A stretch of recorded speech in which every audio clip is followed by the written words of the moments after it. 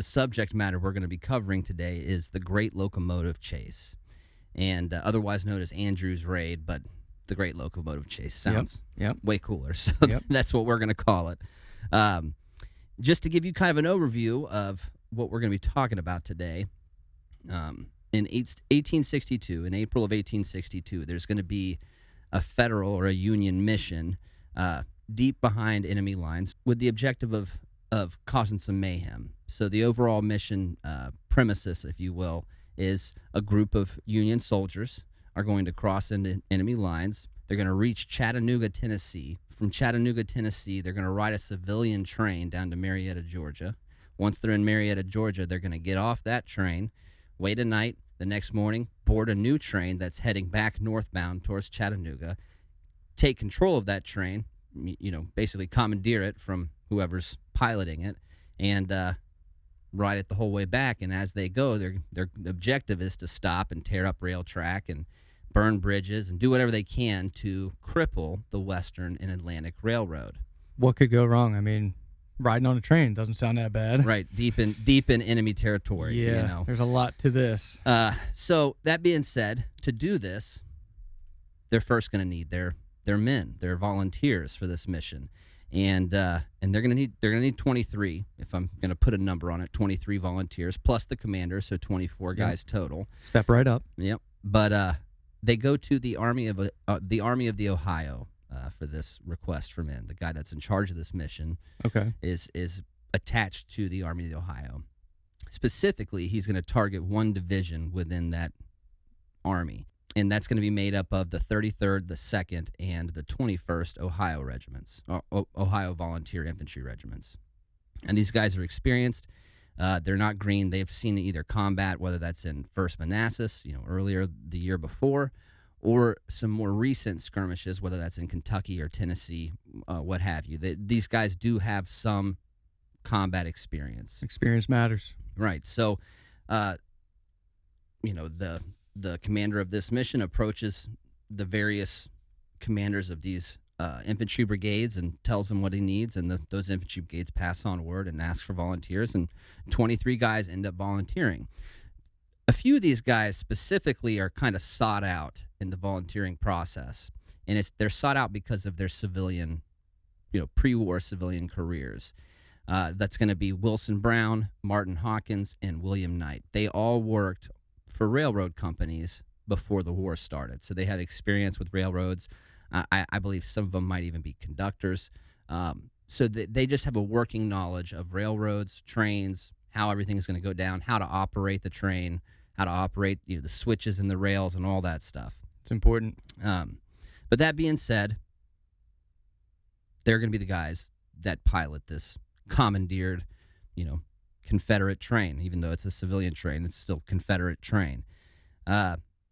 These guys are all, like I said, in one division, and that division belongs to a guy named Brigadier General Ormsby Mitchell. Ormsby, that's a crazy first name, man. Yep, very unique. We're just going to call him General Mitchell from here on out. But he's the commanding officer for this division.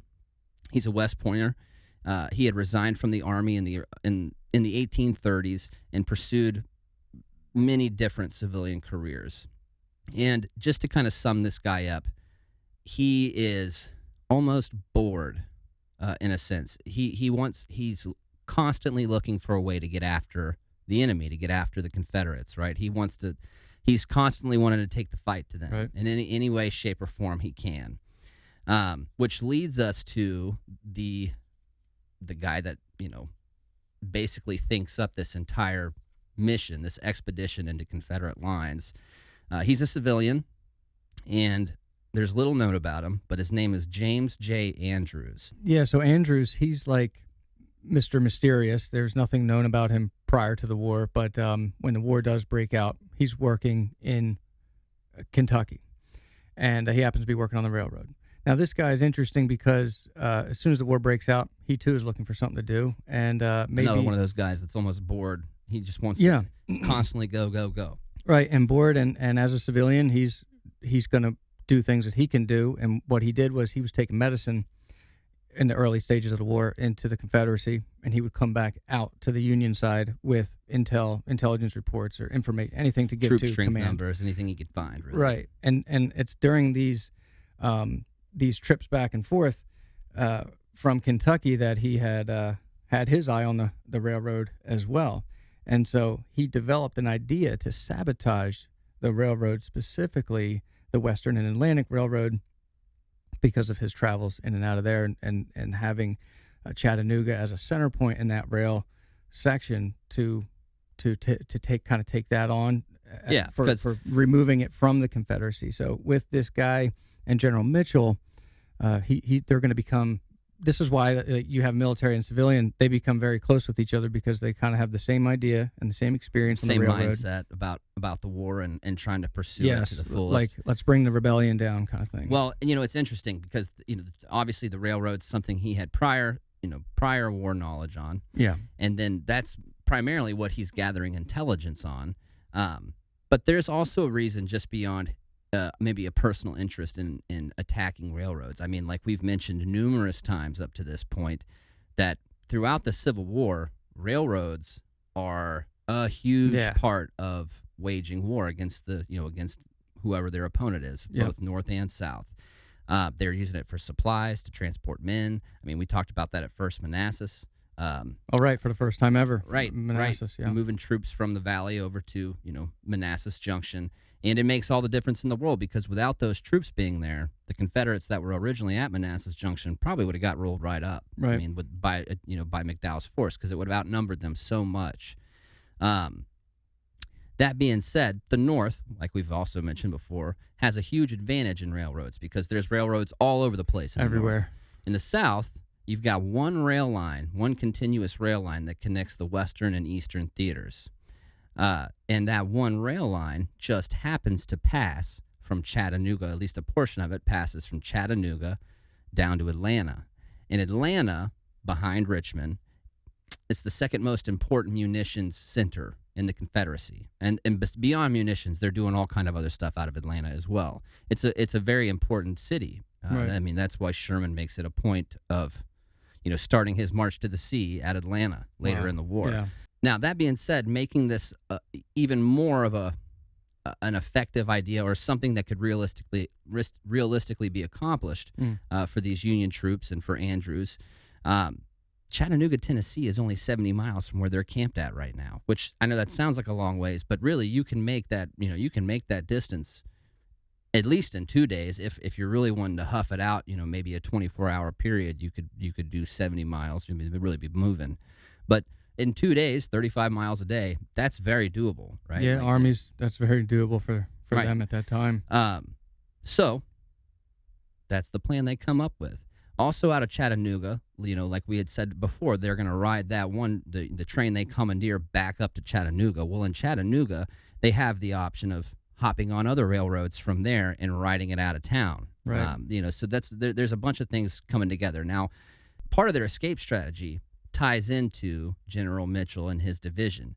Once the expedition, this raiding party, essentially makes it back to Chattanooga, their goal is not to head back to where they're stationed at right now, like where they have the army camped. Right. While they're gone, General Mitchell's going to pick his division up and march across Tennessee into Alabama for Huntsville.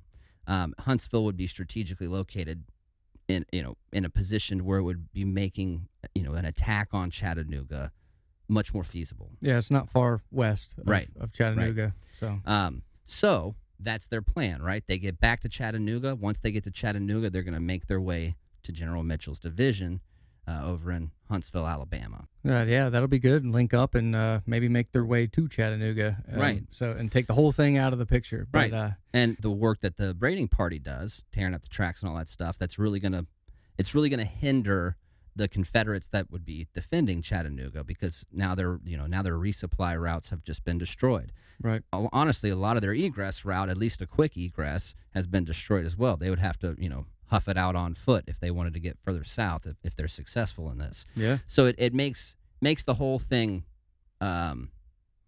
honestly enough, kind of like a modern day mission. I mean, how we would use special forces today. They're not just going in willy-nilly to do things. There's a strategic purpose, at least in a conventional war. There's a strategic purpose as to why you send them in. Now, with the war on terror and stuff, there's a lot of high value target missions and stuff that really don't apply to troop movements or capturing a city or whatever. But in the grand scheme of things, in a conventional war, special forces would be used for something just like this.